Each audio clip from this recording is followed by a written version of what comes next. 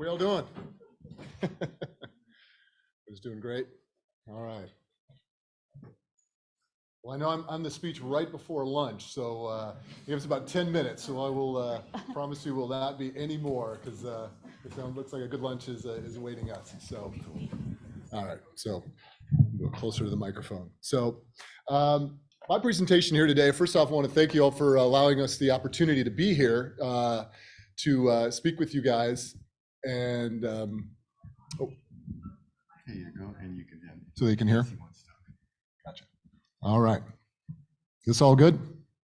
Great. Okay. So my presentation today is Canine Companions and their impact on special needs and their families. So we go to the next slide. If people want to know, well, who are we? My name is Brad Wilson, and this is the Wilson family here. I've got my wife, Kelly. This is my son, Tyler, daughter, Briana. And over here, this is his awesome canine companion, Anamarie. Come on up and say hi. And also brought with us today Tyler's au pair, Laura, and she's all the way from Germany, living with us for the next year. A little bit about Tyler. Tyler has a syndrome called Angelman Syndrome. It's a rare neurogenetic disorder that results in severe mental and physical delays. There's no cure, and it's lifelong. It's a deletion of the chromosome 15. So we found out about Tyler's diagnosis when he was 13 months old, which is a little bit early. Typically, it's about 2 years, and it's a journey, as you all know, being a parent of a special needs child. So definitely not what was planned, but we've tried to make the best of it, and he's been a blessing to us. So I've always loved dogs. I grew up with a dog and really wanted to, had visions of having a dog in the family. I work as a police officer in the Bay Area and I always thought I was going to be a canine officer. Thought that'd be great. But then obviously with Tyler and in the house and his syndrome, because he's a big kid and he's quite strong. He loves to grab, he gives big hugs. So I knew, okay, that's probably not going to really work out the best having a canine in the house. Maybe I can find one of those like 15-year-old dogs with no teeth, maybe that would work, but no, that really wasn't going to work either. So I was kind of looking for some other options to, bring a dog into the home. I think they're wonderful and I had great experiences with it. So we'll go to the next slide and go into how we found Canine Companions. So my wife and I took Tyler. We were at an autism function because Angelman Syndrome is similar to autism. A lot of people like to compare it to autism and cerebral palsy. So we were at this event in about 2014 over in San Jose and saw that they had this table set up with a couple of their canine companions there and some of their volunteers. And I went up and spoke with them and got to meet some of the dogs in training and learned a little bit about their program. And, I'd heard like Canine Companions. I thought, well, I knew there was seeing eye dogs and hearing eye dogs, those kinds of dogs. But that really wasn't appropriate for Tyler. And they said, well, no, have you heard about skilled companions? And so the nice ladies at the table told me about the program. And they have also offered dogs that are great for people like Tyler that provide comfort and companionship. So I really pursued it and looked into it. A little bit quickly about Canine Companions. They are a nationwide nonprofit organization. They're based out of Santa Rosa, and they provide service dogs free of charge to individuals with special needs and disabilities. So a little bit about just briefly about the process we went through. So I went home and applied and had to fill out this lengthy application to learn about our family and about Tyler and how a canine companion could help Tyler and our family.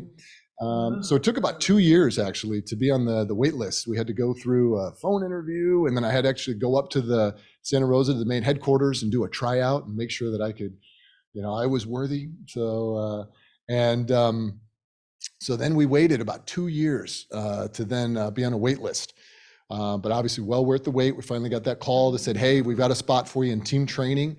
And in May of 2016, myself and Tyler drove up every day to Santa Rosa, to the headquarters. They're based all over the country though, but the closest one out here is Santa Rosa.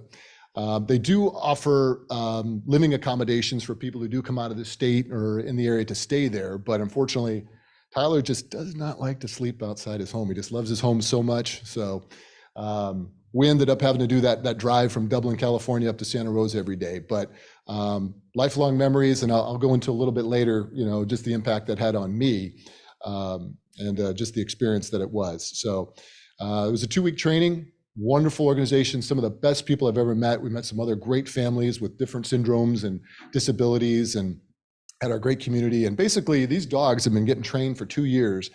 And the 2 weeks of training is really for us as the handlers to learn how to handle these dogs. But when we got up there, we tried out with some other dogs and found Anamarie, and we matched. And I knew it was going to be a great fit right away when, I was working with her a little bit, and then she just came right up and literally just like laid her head right on Tyler's lap. And I was like, and he just got the biggest smile on his face. I was like, we're done. She's going to be with us. We'll go to the next slide. So final slide here is I just want to talk about, like, a lot of people have questions. Well, why should I get one? What does a service dog actually do? How is that going to affect, me and my family? I thought the same thing, because like mentioned, Tyler's nonverbal. What's he really gonna do for him? And a lot of people have those questions. Oh, does he, help him cross the street or get around? And there are those types of dogs, the seeing eye dogs and the hearing dogs and the really, really high functioning ones. But Anamarie's she's no slouch. She knows about 30 different commands. But mainly a lot of her commands have to do with just being calm and controllable. So she can be out in public, and like you see, she'll be down and stay. She won't ever bark unless on command. She loves treats. She'll do it for a treat all day long. But mainly it's just about being calm. But they can, some people do have questions, like they can help close doors, pick things up off the ground, if the child needs it. But obviously Tyler's nonverbal, so I'm kind of the voice, for him. But Anamarie is really just, for him, it's just a constant friend and companion. Being a special needs child, it's a different journey, and it can be a lonely one at times. You have your family, and Tyler goes to high school, but he has his own special class, and he loves being around other kids, but doesn't have the typical journey, a lot of different friends and that sort of thing. So Anamarie is just his best friend. She's with him all the time, waiting for him when he comes home from school, there in the morning. So just that constant buddy, which is a great thing. So they do help navigate normal daily functions, provides comfort and constant companionship.